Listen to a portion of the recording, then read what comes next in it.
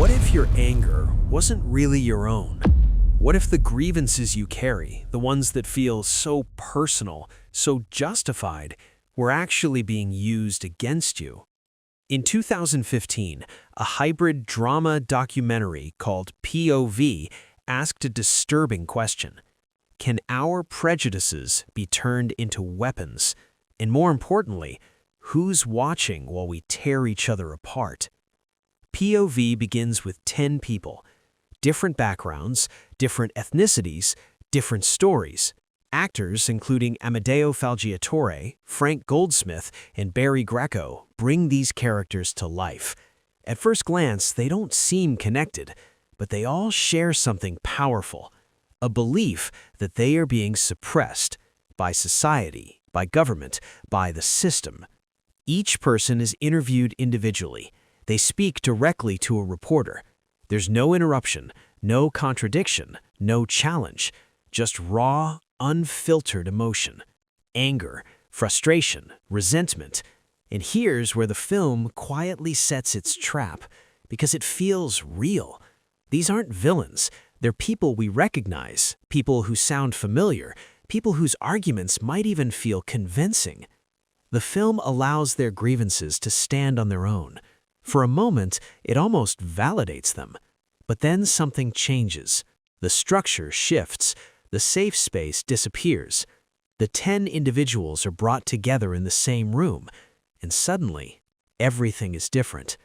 The shared enemy, the system, the government, society, fades into the background, because now they're facing each other, and that's when the real conflict begins. Different beliefs collide. A woman's feminism clashes with a man's traditional values. Racial assumptions explode into the open. Class resentment surfaces. Religious differences become arguments. The room becomes a pressure cooker. The film begins asking a deeper question. Are the fractures in society created by outside forces, or do we create and maintain them ourselves? Do we hold on to division because it's easier than understanding each other? POV presents diversity not as harmony, but as tension, as friction, as something unpredictable and volatile. But there's another layer to the story, one the characters never see. Because while they argue, while they expose their biases, while they reveal their anger and their fears, someone else is watching. The title, POV, point of view, takes on a completely different meaning. The characters believe they are the observers, the speakers, the ones telling their stories. But in reality, they are the ones being observed. Hidden from their awareness, an enemy combatant watches everything unfold. Every argument, every prejudice, every moment of division. All of it is being studied, cataloged, analyzed, because those divisions represent something far more dangerous than personal conflict. They represent vulnerability. To the observer, these people aren't just individuals. They're data. They're pressure points. They're weaknesses waiting to be exploited. POV reveals a chilling possibility that personal prejudice isn't just a social issue.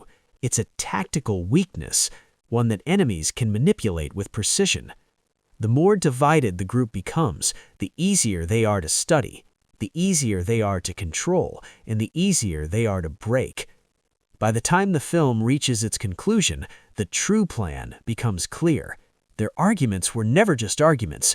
Their anger was never just emotion.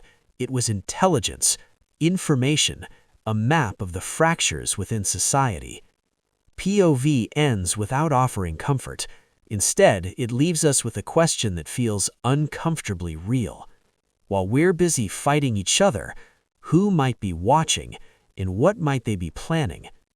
POV is more than a drama, more than a documentary. It's a warning about perspective, prejudice, and the dangerous power of both.